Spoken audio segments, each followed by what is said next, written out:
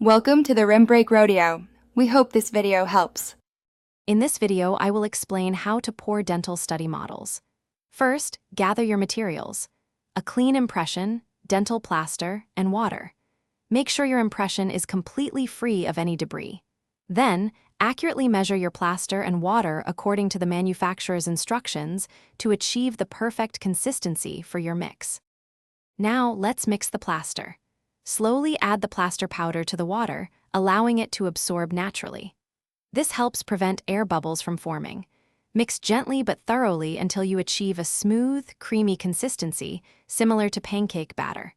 Remember, overmixing can introduce more air and weaken your model, so stop once it's smooth. With your plaster mixed, it's time to pour. Place the impression on a vibrator or gently tap it to bring any trapped air bubbles to the surface. Begin pouring the plaster slowly from one end of the impression, allowing it to flow across the surface. This technique helps push air out. Continue until the impression is completely filled, but don't overfill it. Once poured, let the plaster set undisturbed. This usually takes about 45 minutes, but always check your specific plaster's instructions. When fully set, carefully separate the model from the impression. Be gentle to avoid chipping or breaking the delicate details. Finally, trim and finish your study model for a clean, professional presentation.